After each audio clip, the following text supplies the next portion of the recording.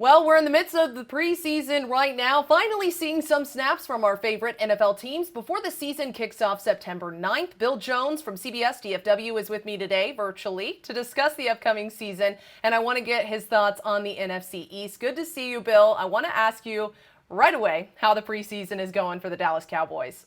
Well, to play off the wording that you used there, Cowboys fans would just like to see some snaps out of Dak Prescott. And of course, he's not getting any in the preseason. The first action we're going to see from Dak will be September 9th against Tampa Bay. And we were so concerned about his ankle coming off the injury last year. And then the first padded practice in Oxnard, California, and I was out there. He strained a lat muscle, which we've all heard about, and so it's been just a slow process leading up to the regular season opener. But I don't think there's any I really don't think there's any concerns that the Cowboys have about that lat muscle. Good to see Dak behind center again this season, and of course, the NFC East, Cowboys, New York Giants, Philadelphia Eagles, and the Washington football team. Many called this division the worst in the NFL last year. Are expectations different for 2021? Yes, it was the NFC least last year, and I think a lot of people are kind of looking at it the same way this year. And I think a lot of it has to do with who stays healthy. One of the reasons that the division was bad last year, when you look at Philadelphia, they had a lot of injury issues, especially on their offensive line. You look at the Giants, they lost Saquon Barkley after 2 games of the season. And then you look at the Cowboys, and besides losing Dak Prescott, they had a whole bunch of injuries on their offensive line and elsewhere on their team. And so I think things could be different this year if these teams stay healthy this year.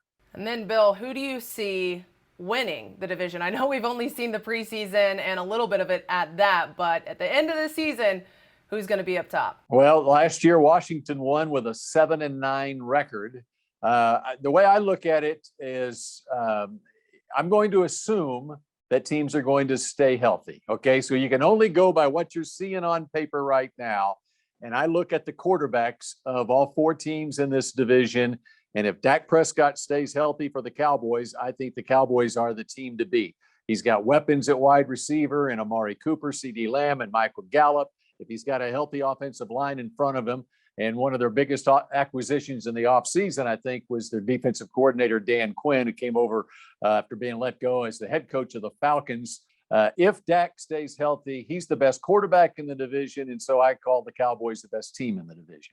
Bill, what other storylines are you watching from these other teams? You know, I think it's really interesting when you look at the other teams in the league. I love Ron Rivera at Washington. They've got not only the best defense in the division, they almost had the best defense in the entire league last year. They were second in the league in total defense, second in the league in pass defense. There's no reason to think that they won't be just as good defensively unless there's some injury issues there. They spent a first-round draft pick on a linebacker, Jamin Davis. They've got a guy at defensive end in Chase Young, who just might be the defensive player of the year going into his second year. He was the rookie of the year last year. So they're strong defensively. And then you look at the Giants. If Barkley can stay healthy, the big X factor there with them is the quarterback, Daniel Jones, and whether their offensive coordinator, Jason Garrett, can get the most out of him. So there's big question marks there with them. And then with the Eagles also at quarterback, and with a new coach, Nick Sirianni, no one knows much about him. He was with the Colts the last 3 years as an offensive coordinator. But Jalen Hurts at quarterback, there's lots of question marks about him. And so Sirianni's inheriting Hurts, and he's got Joe Flacco as a backup. But that's the big reason there are question marks on those other teams, I think, because of the quarterback position. And Bill, finally, before I let you go, are there any other things to consider before the Cowboys open the season week 1 at the Buccaneers? Well, as for the Cowboys, you know, they've got a little COVID situation going on right now where they've got 4 players plus the defensive coordinator in COVID protocol. You know, they play a final preseason game, then they go to Tampa Bay. And so that's the biggest issue for them is they start the season at Tom Brady and the Buccaneers on the road in the Thursday night opener. And then they play on the road again against the Chargers and another very good quarterback who is the offensive rookie of the year last year in Justin Herbert. Then the third week, they come back and play Philadelphia in a Sunday night game. And that, of course, being a big rivalry game. They need to get off to a good start this year. And it's a tough schedule to start when you're starting to, on the road against those quarterbacks. And of course, COVID-19, something that we're all going to be watching to impact games this season, just like it did last season. Thanks so much for joining me today, Bill. I really appreciate it. Good to talk to you. All right. Thanks, Katie. Appreciate it. You can find even more division breakdowns linked in our online article. Katie Johnston for CBS Local Sports.